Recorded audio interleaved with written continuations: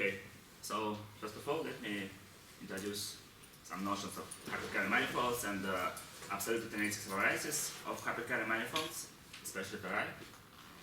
Okay, so the definition of Hyperkahler manifold is a Riemannian manifold with free complex structure, which is compatible with metric, and Kahler forms of these complex structures, I, J, and K, are closed. There's a second definition of Hyperkahler manifold, which is omitted in this slide, but if you know, with the Berger classification of Galonomy groups, and due to this classification, Riemannian manifolds with Galonomy group, which is subgroup of SPN of the classic group, are called Hyperkahler. It's equivalent definition. But usually you can find what people use instead of Hyperkahler manifolds, homomorphic simplicic manifolds. It is not exactly the same, but in most of cases, it's quite the same. Okay, so the definition of homomorphic simplicic manifold is a complex manifold with homomorphic simplicic 2-0 form, which is also homomorphic, and and power of this form is a non-trivial section of anti-canonical bundle.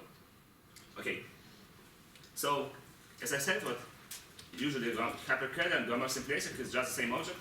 Indeed, if you have Hyperkahler manifold, it is homomorphic simplicic because we can construct homomorphic simplicic 2-0 form by two Kahler forms for complex manifold M with complex structure I. So we fix one complex structure and construct homomorphic simplicic form. By Calabi-Yau theorem, if manifold is homomorphic simplicic and Kahler, then it is Hyperkahler. Okay, so I will usually say that manifold is Hyperkahler, homomorphic simplicic, just like synonyms. Okay, if our manifold is simply connected and the 2-0 part of cohomology are generated by homomorphic simplicic form omega from the left, from this slide, then with homomorphic simplicic manifold is called simple or reducible or maximum Galonomy. Okay, by Bogomolov theorem, all Hyperkahler manifolds are covered by product of tori and simple Hyperkahler manifolds. Tori is also Hyperkahler, but is not simply connected. And in my talk, I usually say Hyperkahler, and I mean simple Hyperkahler. So simply connected, and 2-0 part of cohomology is generated by homomorphic simplicic form. So, well, only few examples of simple Hyperkahler manifolds. The most known example is constructed by Bowie and Fujiki in the 70s, and it is Hilbert scheme of points over K3. K3 is a like complex surface with trivial canonical bundle. It's only one Calabi-Yau manifold of dimension 2, and if it use like zero-dimensional subschemes of length n over K3, then this manifold is also Hyperkahler, like K3, and it is called the Hilbert scheme of points over K3. These manifolds exist in every dimension. The second example, if you take a abelian surface or tori instead of K3, we can construct the Hilbert scheme of points, like the Hilbert scheme of points over K3 over tori, but this manifold is also Hyperkahler, but not simply connected. We can use summation map, Ibanez map, and take a pre-image of a zero. This manifold is called generalized Kummer variety. So the main object maybe of this talk. Two more examples have been constructed by already 10 years ago, and these examples exist in dimension 6 and 10. I mean complex dimension. So it's just some desynchronization of moduli space of semi-stable bundles of rank 2 with some Mukai vector over K3 or tori. Okay, so the second object is absolute kinetic varieties. Closed set in Hyperkahler manifold is called trianalytic if it is complex analytic due to O or due to Hyperkahler triple I, J, and K. If it is a trianalytic in respect to all Hyperkahler triples in twistor space, when it is called absolutely trianalytic.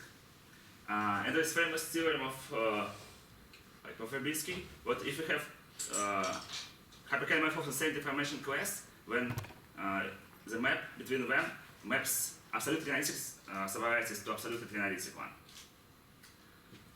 Okay, in the deformation space we can take a general Hyperkahler manifold with all subvarieties which are absolutely trianalytic. And in a twistor space, the most part of Hyperkahler structures such that all Hyperkahler manifolds are general in this twistor space. Okay, maybe our subvariety can be singular one. We can use desingularization and blow up singularity and obtain some subvariety in Hyperkahler one, which is also absolutely trianalytic, and it is Hyperkahler. So I study absolutely trianalytic subvarieties of Hyperkahler manifolds, and these subvarieties are Hyperkahler also. Okay, by Novosibirsk there is no absolutely trianalytic subvarieties in the Hilbert scheme of K3. Moreover, we have condition for Bethe numbers of subvariety. So if we have some subvariety in the Hyperkahler manifold, the second Bethe number of subvariety is bigger than the second Bethe number of manifold itself. Okay, there is only one example of non-trivial absolutely trianalytic subvariety in the Hilbert scheme, in the Hyperkahler manifold. It is the Hilbert scheme of points which is embedded in generalized Kurmer. So the construction is on the slide. We use involution of torus and extend it to map of the Hilbert schemes of torus, and also to generalized Kurmer varieties, and take the set of points, such set of points in a symmetric power of tori, and with set of points, closure of the set of points is a Hilbert scheme of points over K3. Okay, so in great examples and in other examples there are no absolutely trianalytic subvarieties known, and so Datenkov and Novosibirsk proved that there is no absolutely trianalytic tori in great examples. Why? Because if we have absolutely trianalytic tori in a great example or another Hyperkahler manifold, its first cohomology has a k-symplectic structure. What I mean by k-symplectic structure? On the definition on the slide, but if you have a vector space, you can take a subspace of two forms and construct some quadratic form over space, and so if the following condition is satisfied, so all non-zero forms in omega small and omega capital are satisfied with this condition, so the kernel is a half dimensional of the vector space, which dimension is 4n or 0, otherwise when the structure is called k-symplectic. Okay, and because of Bethe numbers of all great examples, there is no tori in a great example, because, for example, for the 10-dimensional grade, second Bethe number is 24, and so dimension of tori is bigger than 2 power 11, for example. Okay, so the main theorem is the following, but there is no absolutely trianalytic tori in the generalized Kurmer variety. Okay, so let me outline some, briefly explain the proof of this theorem. So if we have absolutely trianalytic tori in generalized Kurmer, we can take the Hilbert scheme of points over torus. This set, this manifold, is also Hyperkahler, but not simply connected, so it's not simple. But we can study this absolute trianalytic tori zeta in the Gilbert scheme of torus. Then we can take the symmetric power of torus and the product of torus and study image of study pre-image of our torus, which is absolutely analytic in the Gilbert scheme, and pre-image in the product space of tori. Okay, and in this diagram, all maps tau and p are general and finite in general point. So I mean that there is no fibers of infinite dimension. So all fibers are just points. And this map pi is finite because it's mapped from symmetric space to the Gilbert scheme of points. And due to theorem of Kaledin, we can construct stratification of the Gilbert scheme of points corresponding to stratification by diagonals on the symmetric power of tori. And map tau is also finite because it's mapped because it's just quotient by symmetric group action. Okay, so if I have tori in generalized Kur map, then corresponding set in product space of torus is also some disjoint union of tori, and this space, this manifold is isogenic to the first tori. And if we have two, we have tori in the Gilbert scheme of points over torus, and we have tori in product space of torus. Then both of these tori are absolutely analytic one. And in this case, we can use Hyperkahler condition. So we can compute symplexic volume due to Glomer symplexic form omega capital, and compute Kahler volume due to Kahler form omega small. And in the case if our subvariety is absolutely analytic, so Hyperkahler, these volumes are the same, are equal. But what happens? If we look in this diagram second time, we can obtain the following, that the symplexic volume of tori z is the same like symplexic volume of tori tau power minus 1 pi of z. Why? Because symplexic volume doesn't change under SN action, and it doesn't change under symplexic resolution of singularities, which happens when we blow up diagonals over the symmetric power of torus. But Kahler volume changes. And so, what I said that our tori z is a Hyperkahler in the Gilbert scheme of torus. And also, its pre-image tilde z is also Hyperkahler in products of torus. But symplexic volume doesn't change, and Kahler volume changes, because Picard group of our torus is 0, so there is no line bundles. And we use the relationship devices, we can compute the integral over our Kahler form, which is changed under blow up because of exception divisor, and after computation we obtain what Hyperkahler volume changes, and the symplexic volume doesn't change. So Hyperkahler condition is not satisfied, and it gives us contradiction. Okay, so what is known?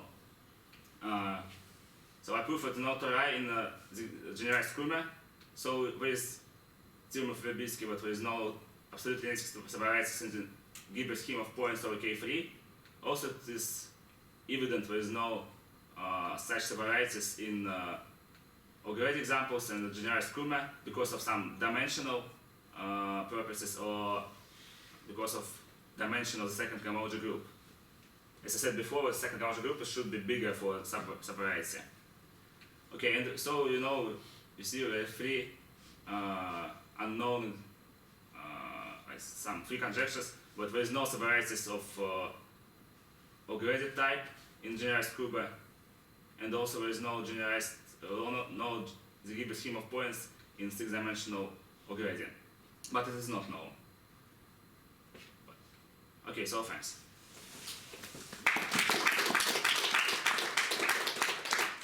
Is there any question? Yes. It may be an obvious question, but is in Hyperkahler geometry is analog of vanishing theorems like Greer vanishing theorems and so on? Okay. Sure, because Hyperkahler manifolds are Calabi-Yau one. So this theorem works in for Calabi-Yau theorem and also works for Hyperkahler for projective ones. So this is true, yeah. Yes, thanks. Is there some characterization of Hyperkahler manifolds in terms of its holonomic groups? Yeah, as I said, what? Okay, Can you remind me? No. Okay, so with Berger classification theorem, and due to this theorem, where it's like the third holonomic group, U is U. So this one is Calabi-Yau, and also simplex group. So this is if holonomic group is a subgroup of simplex group, then it is Hyperkahler.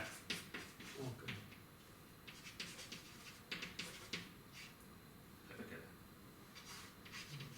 Also, why the same? Because in tangent space we have simplex group action, so quaternionic action, so we can construct locally three complex structures and then extend them to tangent space of manifold. And like in back wave we have Hyperkahler manifold in my definition. We can construct, we can study holonomic group, and it is just subgroup of simplex group.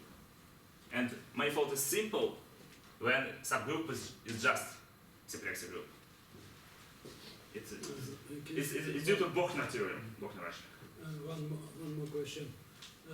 Is there classification of Hyperkahler manifold at least in homogeneous case? Do you understand? Homogeneous. Yes, but I mean, what, if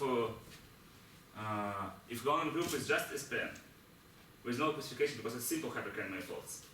There is no for examples. I mean homogeneous. Do you understand what means homogeneous? Yes, but Hyperkahler manifolds generally are not homogeneous. Oh, yes. But I think there are homogeneous. Yeah, but so I also classification of homogeneous Hyperkahler manifold. Yes, Do but we have such a classification? No. And is it reasonable to ask this question for non-compact? For what? Non-compact? Yeah. No, because in non-compact Hyperkahler manifolds there are a lot of Hyperkahler subvariates, so it's not so interesting. And there is no, it is not so strong condition like in compact case.